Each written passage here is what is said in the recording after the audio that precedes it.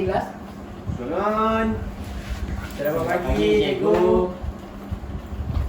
Okey, silakan duduk. Terima kasih, cikgu. Sama-sama.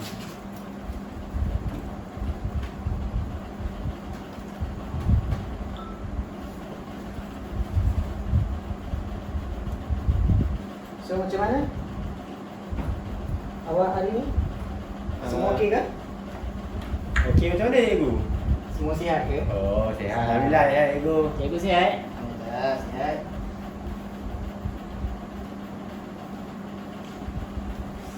Nak belajar apa, cikgu, hari ni, cikgu? Hari ni kita masuk topik baru ya. Siapa? Mana ketua kelas? Tolong buka ya. Okey. Okey, terima kasih. Okey, sebelum tu saya ambil kedatangan dulu lah. Okey. Okey, Muhammad Lutfi ada? Ada, cikgu.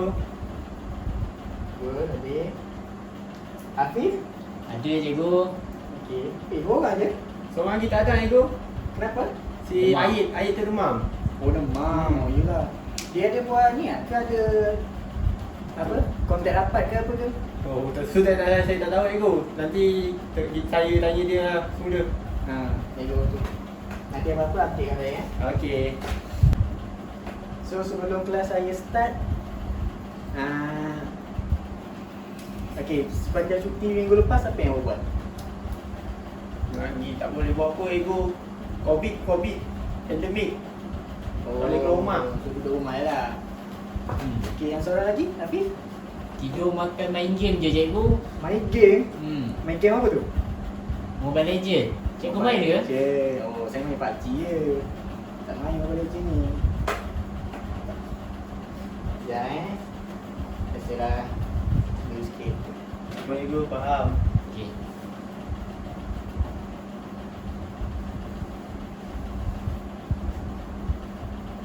Okey, sebelum tu buka buku Buka buku pembinaan. Ini surat apa, cikgu? Okay, hari ni kita masuk tajuk keluri, iaitu bab 3, muka surat 43. Okey, so untuk tajuk yang baru, apa yang kamu tahu tentang keluri? Ini yang saya tahulah. Saya pernah nampak dia orang buat binaan je, cikgu. Binaan bangunan tu je saya pernah nampak. Oh, dalam pembinaan lah. Okey, dah jadi pun. Kenapalah susah sangat? Biasa, cikgu, teknologi makin maju. Itulah, dia kena sepatut sekolah kena sediakan LCD. Ni apa? Itulah tu. Okey, so sebelum kita start, wakil seorang, tolong Alam baca, alam. Tak apalah, saya baca, cikgu. Okey. Bismillahirrahmanirrahim. Amin. Allahumma ftah alaina hikmataka wa anshur alaina min azaini rahmatika ya arhamar rahimin. Amin. Rabbi shrah li sadri wa yassir li amri wahlul 'uqdatam min lisani yafqahu qawli. Sallallahu ala sayidina Muhammad wa ala alihi wa sahbihi wa sallam. Walhamdulillahi rabbil alamin. Amin ya rabbal alamin. Pandai awak cerah Sekejap Tidur ni.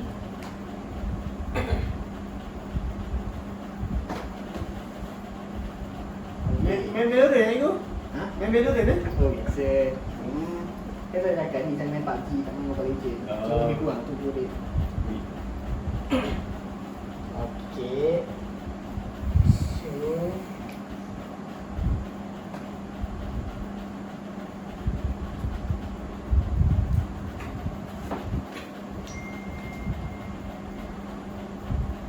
boleh cikgu duduk kejap? Boleh, tak ada masalah.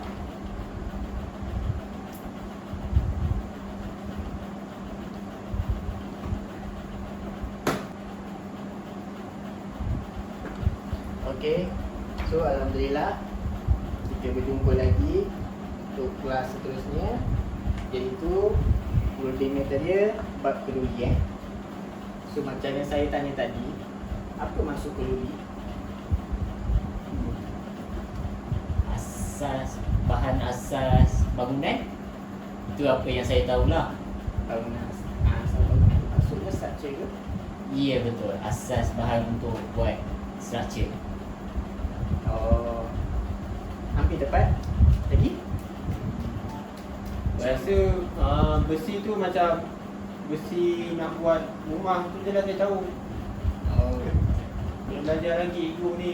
Oh, tak ada lah cikgu yang atas kamu ni tau. Jadi tu lah. Baik. Saya rasa kena buat menu balik guru. Cikgu buka balik sana tu. Sudah lah. Ada gitu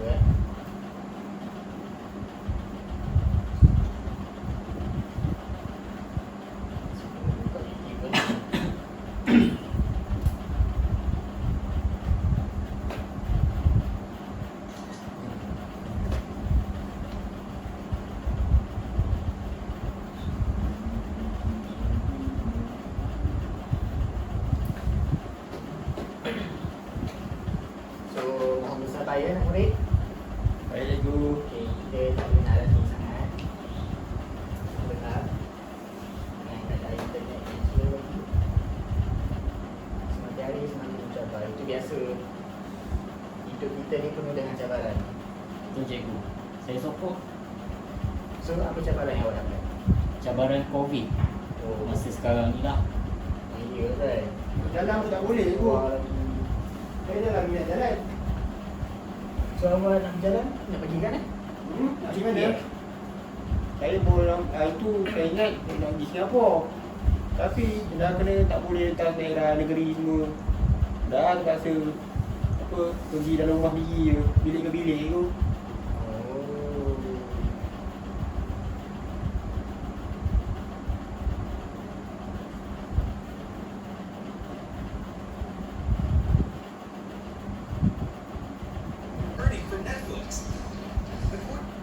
Okey. Mari kita mula saksikan apa yang saya nak sampaikan. Perhatikan betul-betul janji saya akan tanya. Seperti yang kita ketahui bahwa sebuah bencana pada struktur bangunan tidak bisa terjadi kapan saja dan di mana saja. Biasanya hal ini Kat belakang dengar ke? Dengar, Ibu. Tak buat sendiri ya. Oleh karena itu para arsitek memiliki banyak pertimbangan saat mendirikan sebuah bangunan. Berbagai pertimbangan tersebut tentu saja terdiri dari berbagai unsur seperti alam dan juga manusianya. Namun seorang arsitek yang juga manusia biasa yang tidak luput dari kesalahan sehingga menyebabkan beberapa bangunan yang mereka buat justru dianggap sebagai suatu kesalahan fatal karena membahayakan nyawa manusia. Yang berikut daftar kesalahan sebuah konstruksi bangunan yang fatal sekaligus berbahaya bagi manusia. Highway 19 Overpass. Tahun 2006 lalu, ada sebuah konstruksi jembatan layang bernama The La Concorde yang runtuh di pinggiran kota Montreal, Kanada. Diketahui bahwa runtuhnya bangunan jembatan ini disebabkan oleh kesalahan dalam konstruksi pada bagian kaki-kakinya yang berjumlah 66 tersebut. Runtuhnya jembatan layang ini menghancurkan 2 kendaraan yang berada di bawah beton. Dalam kejadian tersebut sebanyak 5 orang tewas dan 6 lainnya terluka cukup berat. Sejumlah faktor yang menyebabkan runtuhnya bangunan jembatan tersebut mulai dari desain awal yang buruk, penempatan tulangan-tulangan yang salah, beton berkualitas rendah dan retakan di sepanjang bidang horizontal yang telah ada pada tahun-tahun sebelumnya serta tidak pernah diperbaiki. The Lotus Riverside. The Lotus Riverside adalah sebuah kompleks hunian berjenis apartemen yang berada di wilayah Shanghai yang terdiri dari 11 bangunan setinggi 13 lantai. Pada bulan Juni tahun 2009 lalu, salah satu dari bangunan tersebut roboh dan beruntung meleset sehingga tidak mengenai bangunan yang ada di sekitarnya. Seandainya tidak meleset, maka runtuhnya bangunan tersebut kemungkinan besar akan menyebabkan satu bangunan roboh ke bangunan berikutnya dan menciptakan efek domino yang mengerikan. Diketahui bahwa penyebab runtuhnya konstruksi bangunan ini dikaitkan dengan penggalian yang sedang berlangsung untuk membuat garasi bawah tanah. Tanah yang dipindahkan dari bawah bangunan tersebut kemudian dibuang ke tempat pembuangan sampah di dekat sungai dan berarti menyebabkan tepi sungai runtuh. Setelah itu air yang berasal dari arah sungai kemudian merembes ke tanah dan mengubah fondasi bangunan menjadi lumpur. Ronan Point Apartment Building. Tahun 1968 lalu ada sebuah kejadian yang cukup mengerikan pada sebuah bangunan apartemen. Okey. So berdasarkan video ni apa yang awak dapat? Yang awak nampak dulu sementara. Bangunan runtuh lah. Bangunan runtuh. Okey, Bangunan terus? tak kuat, tak cukup kuat. Tak cukup kuat. Okey betul. So saya simpan dulu itu. Bernama Ronan Point. Diketahui bahwa bangunan ini dibuat menggunakan panel beton prafabrikasi yang disatukan dengan baut. Kemudian ada sebuah ledakan pada bagian lantai di apartemen tersebut yang menyebabkan seluruh bangunan runtuh seperti kartu domino. Menurut para penyelidik, robohnya bangunan tersebut disebabkan oleh baut dan sambungan rusak karena air diisi dengan koran, bukan beton, dan menyebabkan panel pada dinding bangunan terpaksa runtuh. Ajaibnya dalam kejadian mengerikan tersebut hanya 4 dari 260 orang di dalam gedung yang meregang nyawa. Oh maaf ada kalimat. Biasalah tengah hujan ni lain slow sikit. Ya, itu betul lah itu.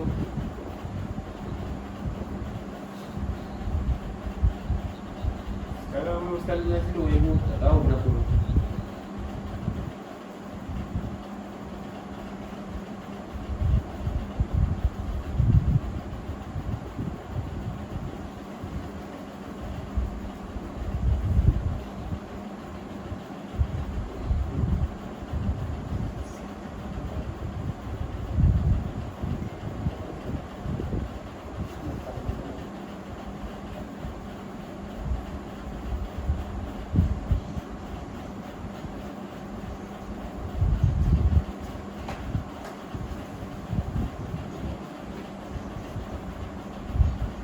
Kenapa tu malam ni?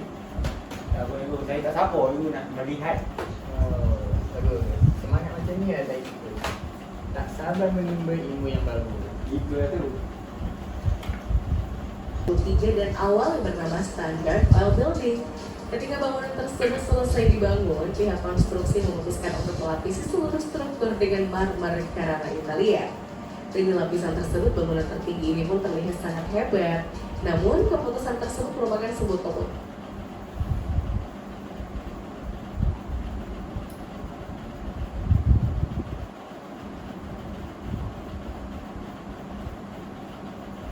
Keputusan yang salah untuk sebuah bangunan yang sangat tinggi. Diketahui bahwa marmer Carrara jauh lebih tipis daripada bahan bangunan yang biasa digunakan untuk melapisi bangunan.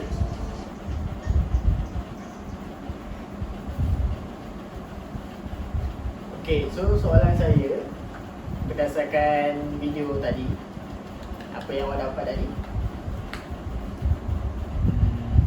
Bangunan tak cukup kuat. Betul tak Ik? Cukup kuat. Okay. So, berkaitan dengan video tadi, dia ada berkenaan dengan tajuk yang saya akan ajar hari ini, iaitu tentang keluli.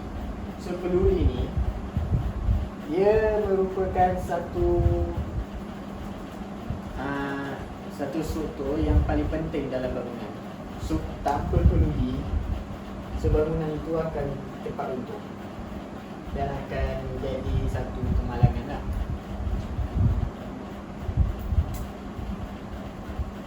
Okey, so untuk pengenalan keluli, iaitu keluli merupakan salah satu bahan binaan yang sangat luas. Penggunaannya di dalam industri dalam pembinaan. Okey, so apa yang kita dapat tahu, setiap pembinaan bangunan dia pasti akan menggunakan struktur keluli. So struktur keluli ibaratkan macam, okey, contohnya macam manusia. Okey, keluli itu ibarat macam sama level dengan tulang. So bila tulang dekat manusia tu tak ada, so manusia tak boleh nak berdiri ataupun bergerak. So sama juga macam bangunan, tapi bangunan bukan untuk bergerak ya. Bangunan ni hanya untuk keluli ni khas dia untuk mensupport. Dia support bangunan tu daripada contohnya runtuh disebabkan rintangan angin ke apa, sebagainya lah. Okey, yang kedua adalah bahan utama struktur dan digunakan juga sebagai pengikat dan pengancing dan pengalas. Okey, so macam bila keluli ni dia disambung antara struktur ke struktur, okey, so dia dapat menanggung beban yang berat untuk pembinaan tersebut. Okey, yang ketiga digunakan untuk konkrit bertelulang dan konkrit prefabricasi. Okey, so setakat ni ada soalan tak? Tak ada Ibu. Rasa faham je semua. Okey, tak ada. So kita teruskan dengan video yang kedua, iaitu video asas keluli.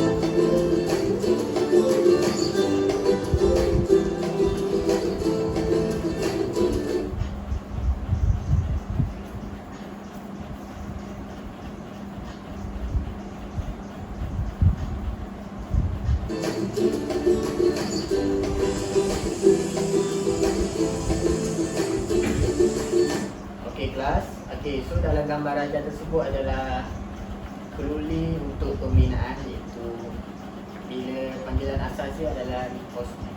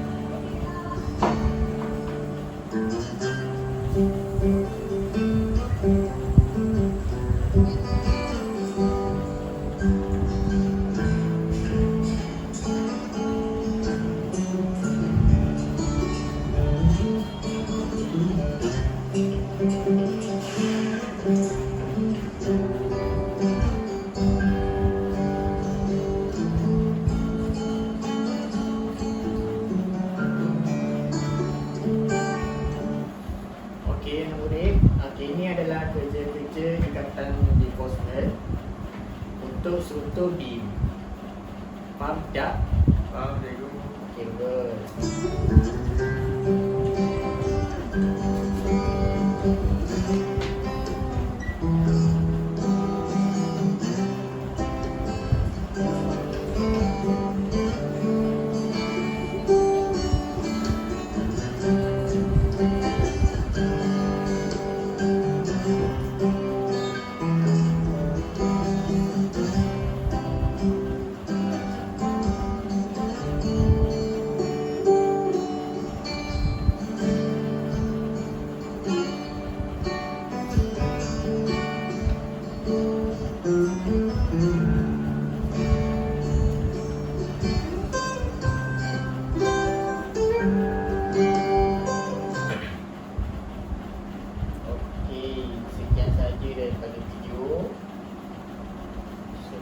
Sambung pada pembelajaran seterusnya.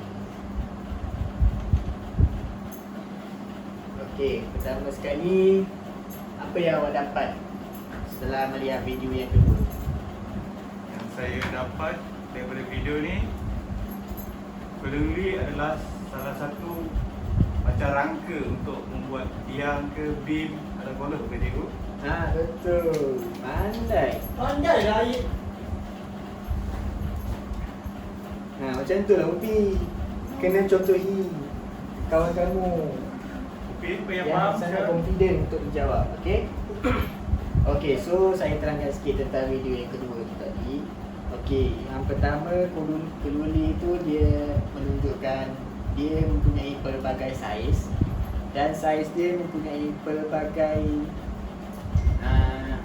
dia punya function yang berbeza lah. So maksudnya kat sini, so bila keluli tu semakin besar dan detail dia semakin besar, so kegunaan dia adalah untuk menampung beban yang sangat berat. Contohnya bila rumah kecil kita pakai keluli besar ke keluli kecil? Keluli kecil cikgu. Okey. So bila rumah yang besar kita akan menggunakan keluli yang besar sebab kita nak menampung struktur bangunan tersebut. Okey. Faham semua murid? Faham cikgu. Ah, Ufi faham Ufi. Mama Lufi faham? Faham cikgu. Okay, bagus. Apa yang saya cakap tadi boleh ulang tak? Ulang. Keluli merupakan asas dalam pembinaan rumah. Okey, bagus. Sangat fokus bagus. Okey, keluli ini diperoleh dalam bentuk padu, bulat dan berongga. Okey, seperti yang murid-murid boleh lihat. Okey, ini contoh keluli. Ada keluli yang jenis berongga, ada ruang di tengah ataupun dia bersifat padu. Okey, kegunaan keluli dalam industri pembinaan dia begitu meluas. Okey, seperti yang kamu dapat tahu, semua pembinaan mempunyai keluli. Oh ya, saya baru teringat. Bangunan KICC kita pakai keluli apa? Saya pun tak tahu cikgu. Boleh saya tahu cuba tak cikgu? Saya rasa dia pakai besi je saya tahu. Besi. Sebab nampak dari luar nampak besi semua. Oh, so maksudnya contoh macam besi dekat pagar tu pakai besi tu ke? Saya rasa lebih kurang sebab nampak dari luar nampak berapa berkilat je. Saya nampak kaca cikgu ke sisi. Kaca. Okey, yang sebenarnya KICC tu dia menggunakan steel frame di mana keluli itu diperbuat daripada kilau dan dipasang di tapak pembinaan. Kiranya dia sama macam precast lah cikgu. Dia untuk teknologi baru. So, dia pasang siap. Terus. Okey, keluli juga digunakan sebagai bahan binaan tambahan. Okey, keluli boleh dibahagikan kepada dua kumpulan utama iaitu keluli lembut dan keluli keras. Okey, kita masuk pada bahagian keluli keras. Okey, boleh punya soalan? Baca. Keluli keras. Keluli tegangan tinggi ialah keluli yang mempunyai kekuatan tegangan alah yang Pada? tinggi. Sekejap. Kecil sangat cikgu tulisannya. Okey, sekejap. Saya besar. Okey, ni baru nampak. Penambahan karbon sebanyak 0.6% hingga 0.9% dan mangan sebanyak 0.5% hingga 0.9% akan menghasilkan keluli tegangan yang lebih tinggi daripada keluli lembut. Keluli tegangan tinggi biasanya digunakan dalam kerja konkrit bertertulang, konkrit prategasan, kabel jambatan, gantung dan bot tegangan tinggi. Kegunaan kerja-kerja bermutu tinggi dan memerlukan daya tahan yang kuat bagi menyokong nilai beban yang besar. Okey.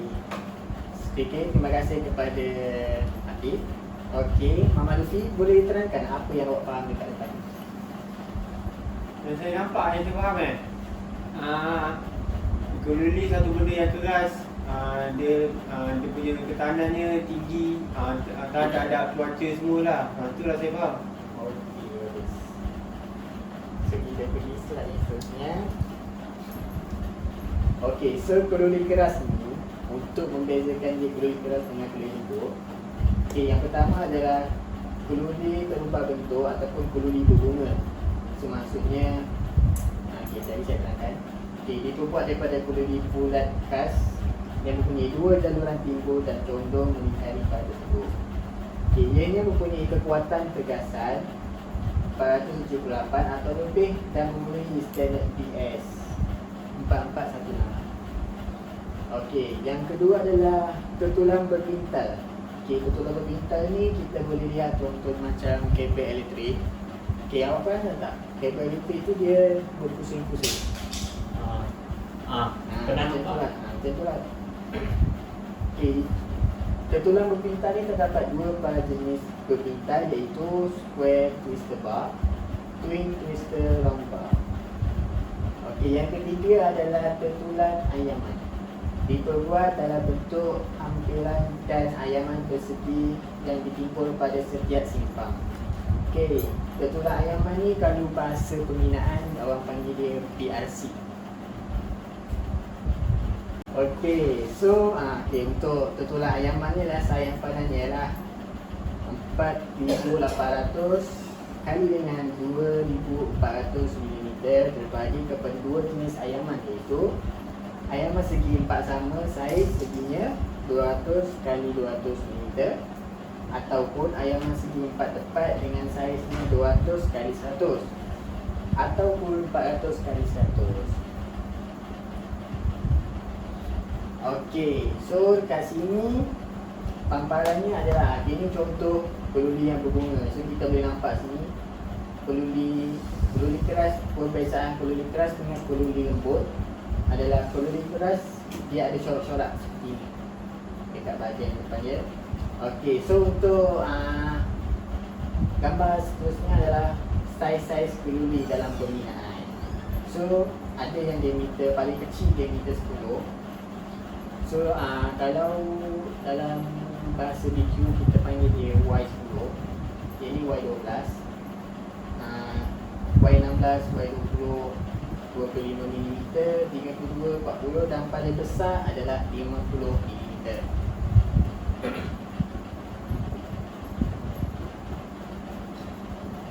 Okey, ini contoh ketulang ayaman iaitu ataupun orang panggil dia PRC. Okay, PRC ni selalunya digunakan pada tempat slab. Selalunya dia slab ataupun tempat yang perlu buat konkrit yang rata. Okey, so ini tertulang dalam kerja konkrit ketegasan. Ini yang berpintal macam yang saya cakap tadi seperti kabel elektrik. So dia hasil dia adalah berputar. Okey, keludi lembut. Okey, tadi Afiq dah baca. Okey, minta Muhammad Lufi.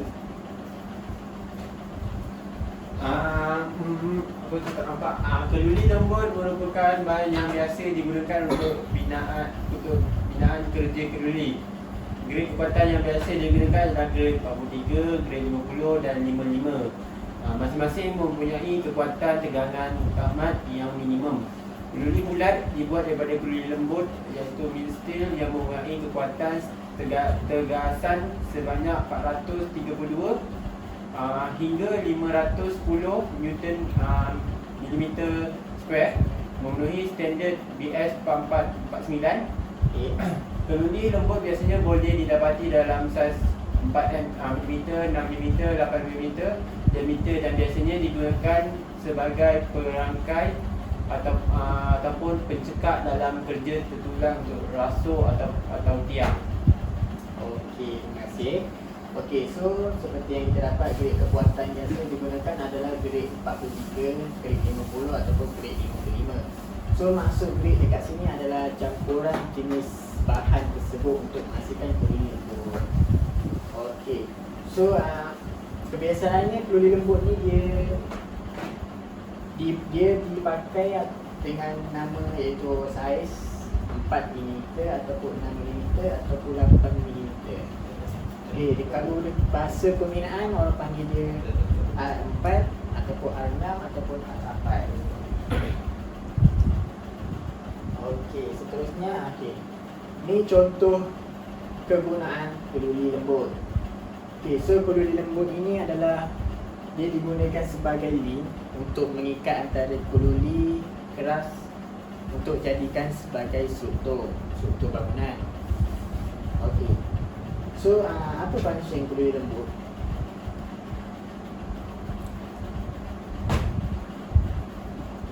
Tak tahu kan? Okey, tak apa. Saya ceritakan. Okey, function keluli lembut ni adalah untuk mengikat antara keluli keras dengan keras lain pada struktur bangunan. Okey, so sebagai contoh kita menggunakan struktur tiang. Okey, so pada bahagian tepi antara penjuru-penjuru tiang tersebut kita menggunakan keluli keras. Okey, kemudian keluli lembut kita perlu bengkokkan dan jadikan pada saiz yang ditetapkan. Kemudian masuk antara keluli keras tersebut dan ikat menggunakan dawai.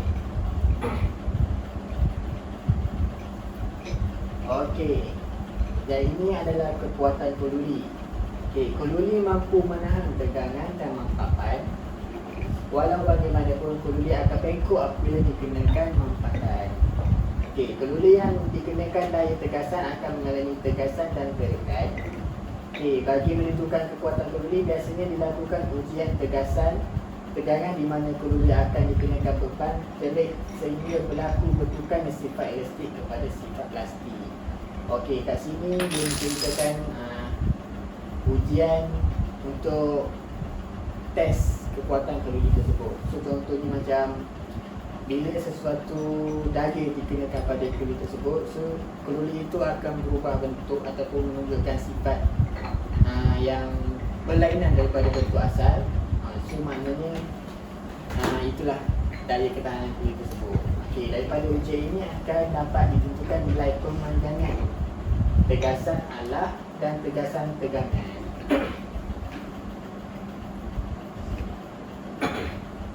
Okey, ini contoh mesin menguji kekuatan keluli. Okey, ini yang saya ceritakan tadi. Okey, so bila kita letak kelulinya, contoh bahan kelulinya kita nak ditest, kita letak dekat sini. So mesin tu dia akan kenakan satu daya. So mesin ni akan mengeluarkan satu bacaan daya untuk menentukan kekuatan keluli tersebut. Okey, yang itu samalah.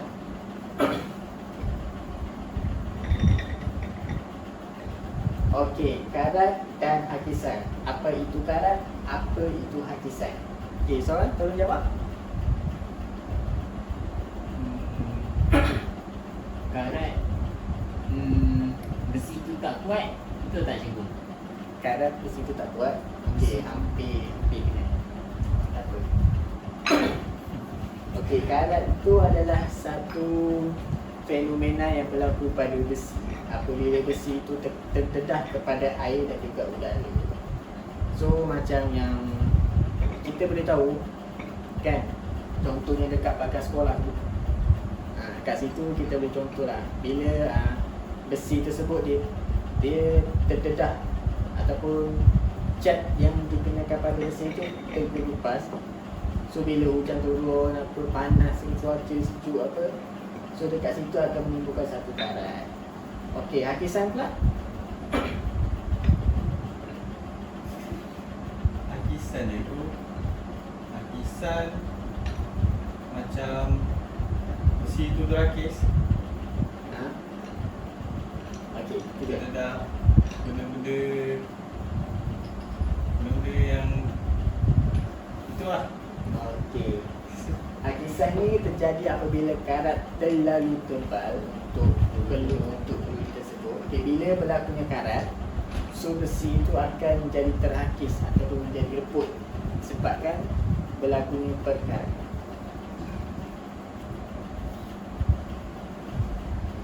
Okey, ini masuk karat yang saya terangkan tadi. Okey, karat adalah kehadiran air dan oksigen pada keluli menghasilkan ferus oksida terhidrat atau lebih dikenali sebagai karat. Sakit tak apa saya ni? Okey, soalan tolong baca. Sambung. Karat sulfur dioksida daripada asap perindustrian dan garam daripada laut akan mempercepatkan proses karat. Yang kedua, hakisan.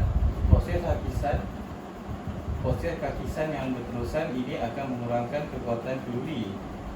Yang kedua, dia struktur keludi yang terdedah pada atmosfera boleh menyebabkan kakisan.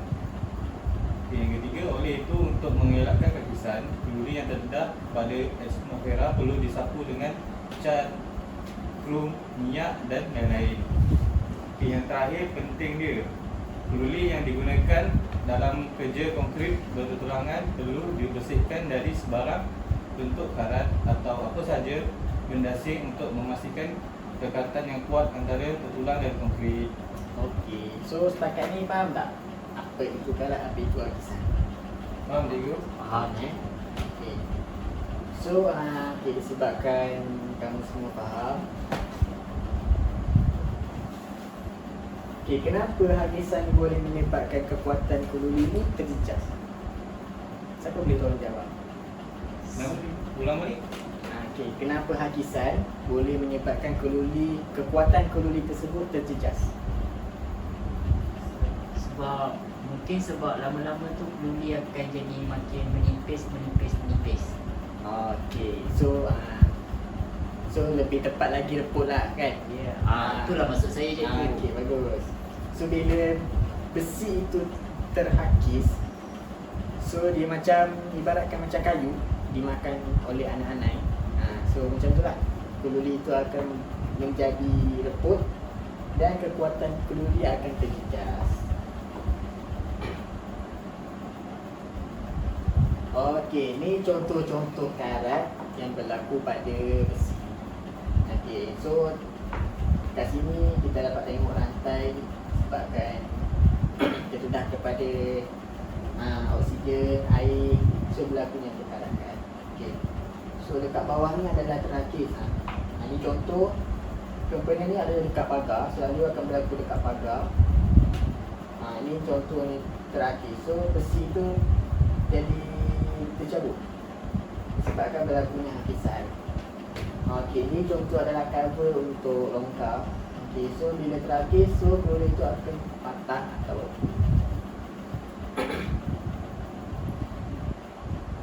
okey, ujian kekuatan tegangan keludi. Okey, ujian ini biasanya dilakukan dengan menghantar sampel keludi yang diambil di tapak penerimaan mamal ujian bahan. Okey, so sebelum kita membuat ujian tersebut, kita perlu mengambil sampel bahan keludi yang perlu diuji. Okey, ujian kekuatan keludi perlu dilakukan untuk memastikan bahan keludi yang digunakan dalam pembinaan struktur memenuhi spesifikasi yang telah ditetapkan dalam reka bentuk. Okey, ini bagi memastikan struktur yang bina kukuh dan selamat. Okey, sampel sepanjang 1 meter dari setiap grid telulang diambil di tapak bina. Okey, so kat sini untuk membuat sampel ujian kekuatan keludi, kita memerlukan sepanjang 1 meter daripada tapak pembinaan. Okey, sampel ini perlu dihantar ke makmal ujian bagi menentukan keterikan modulus, keanjalan dan seterusnya dapat ditentukan kekuatan tegasan keludi tersebut. Okey, macam mana prosedurnya? Okey, mari saya terangkan. Okey, untuk prosedur yang pertama adalah diameter dan panjang bagi bahan kerja yang disediakan didapat. Okey, maknanya kat sini kita mengambil ujian sampel bahan keludi. Okey, bahan kerja dipasang pada mesin universal testing mesin. Macam contoh ni mesin di sekolah untuk digunakan untuk ujian tersebut. Okey, nilai beban maksimal dan beban patah serta pemanjangan yang dikenakan dicatat. Okey, so macam saya cakap tadi, bila berlakunya perubahan pada keludi tersebut, so mesin ini akan mengeluarkan satu bacaan. Contohnya pada daya 50, so besi itu telah berlakunya perubahan fizikal pada besi tersebut. So dekat situlah kekuatan dia, sampai situ sahaja kekuatannya. Okey, diameter dan panjang besi pada kepatahan bahan kerja dicatat. Okey, So diameter pada bahan tersebut juga dicatat. Okey, cara kepatahan bagi bahan kerja masing-masing diperhatikan. Okey, so untuk proses seterusnya kita perlu mati lebih lanjut untuk mengetahui dan mengkaji sifat keluli tersebut. Okey, kat sini adalah alat untuk menguji kekuatan tegangan keluli. Okey, ya ini contoh sampel tertulang untuk ujian tegangan keluli. Kita ambil adalah sepanjang berapa tadi saya cakap? Tak ingat Okay, kita ambil sepanjang 1 meter.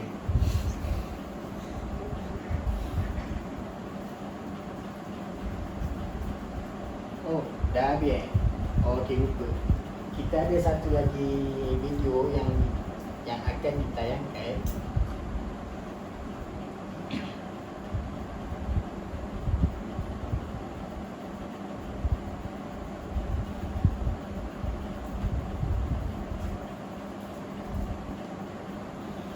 Sekarang jam pukul berapa?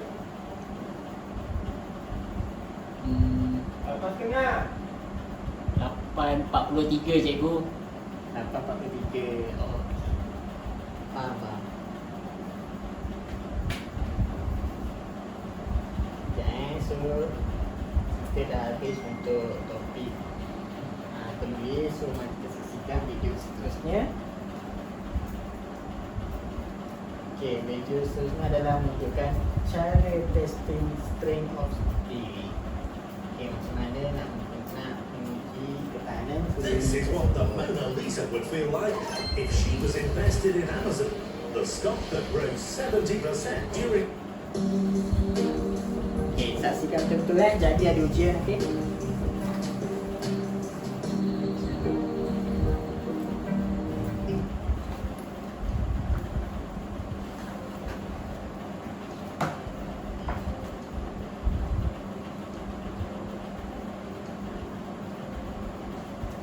Okey, ini dia pakai besi apa? Si Y cikgu. Okey, Y bermaksud? Y. Okey, bermaksud dia menggunakan untuk ujian besi keras.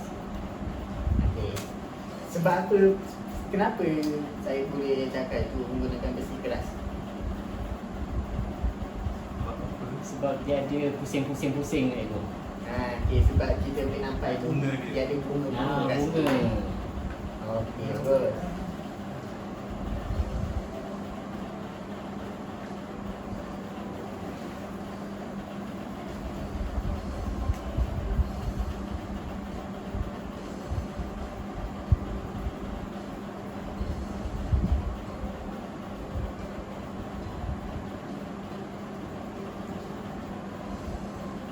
Okay, so ini adalah alat untuk mengukur diameter besi.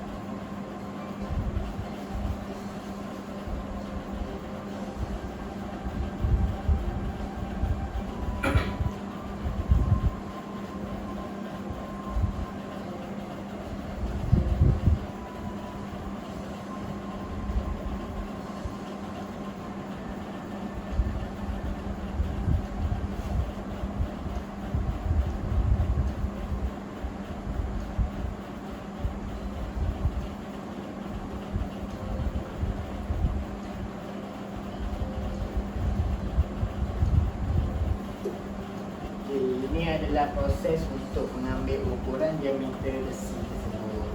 So kalau dalam kerja QC iaitu quantity control, ujian ini akan dilakukan sebelum besi dikeluarkan. So kalau contoh kilang nak keluarkan besi saiz 20 iaitu Y20, tapi bila diukur saiz dia baru mencapai 19.5 ataupun lebih 21 cm, 21. So dia boleh dikeluarkan atau tidak? Tak boleh kot cikgu. So automatik besi itu akan di reject.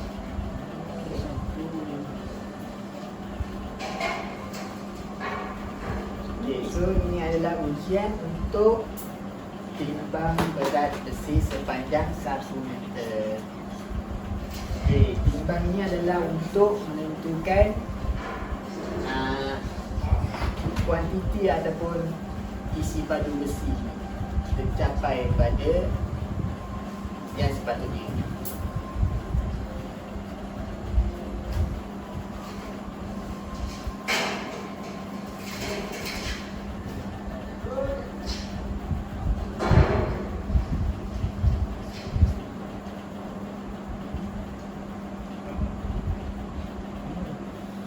Okey, ini dia menggunakan Universal Testing Machine, iaitu orang panggil dia UTM, bukan Universiti Teknologi Malaysia. Apa itu UTM? Muhammad Lutfi? UTP ya? UTM. Oh, di sini testing machine. Ini Universal Testing Machine. Okey, bagus. Easy lah cikgu. Okey, jadi saya bagi ujian susah.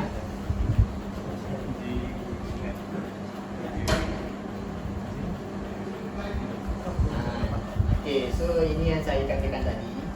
Bila satu daya dikenakan, so besi itu akan berubah bentuk fizikalnya. Okay, ini contoh adalah besi itu patah disebabkan daya yang kuat dikenakan. So maksudnya kekuatan besi tersebut hanya mencapai maksimal hanya setakat itu sahaja. Okay. So dah habislah sesi pembelajaran kita hari ini.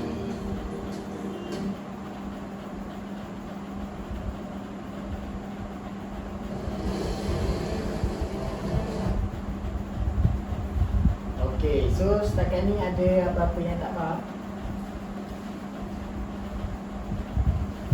Tadi Farid cakap dia ada tu. Dia ada yang tak faham. Dia tanya dia. Dia malu tanya. Saya nak tanya, kalau besi tu karat tak habis, dia terus dibuang ke atau boleh di repair balik? Okay, so untuk besi yang berlaku perkaratan ataupun hakisan, dia secara automatik tak boleh diguna pakai pada pembinaan bangunan. So macam video yang first kali yang saya tunjuk tadi, bila kita pakai juga besi tu disebabkan kekangan kewangan nak jimat punya pasal, so lama kelamaan bangunan itu akan menjadi runtuh. Mungkin tak berlaku pada jangka masa yang pendek, tapi dia akan berlaku pada jangka masa yang panjang.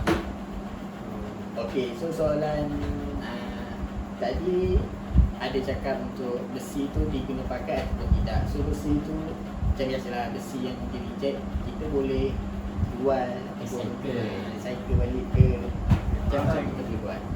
Nak bina rebah yang pakai besi pun boleh, kalau pakai besi tu tak ada masalah. Okey lagi? Tak ada soalan cikgu. Tak ada Tak ada.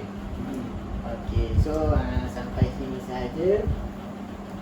Okey, so sekejap lagi ada masa kelas apa jadi? Kenapa? Baik. Pipe. Oh, okey. So saya pun tak nak masa yang sama. Kan nantikan Cikgu Ayu tu marah pula ambil masa dia. Cikgu Ayu. Okey, so sekejap lagi saya akan memberi satu tugasan. Okey, so nanti saya akan melalui WhatsApp lah, boleh tak? Ke nak sekarang? WhatsApp. Boleh dia kelas yang boleh cikgu. Okay, sekarang saya tunjuk contoh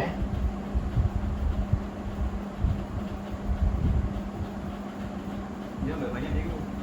Tak, sikit je, risau. Okey lah, tengok 3 soalan je. Okey, soalan yang pertama adalah perbezaan kalori keras dan kalori lembut. Tahu tak jawapan dia? Jadi buat. Okey, yang kedua, nyatakan ciri-ciri kalori keras. Okey, dapat tangkap tak? Dapat Ciri-ciri cikgu. dia. Dapat cikgu. Okey, yang ketiga adalah kenapa penggunaan kalori penting dalam pembinaan. Okey, so nanti ni sebagai kerja rumah, pastikan awak hantar sebelum kelas saya esok lah. Boleh? Boleh cikgu. Easy, bagus.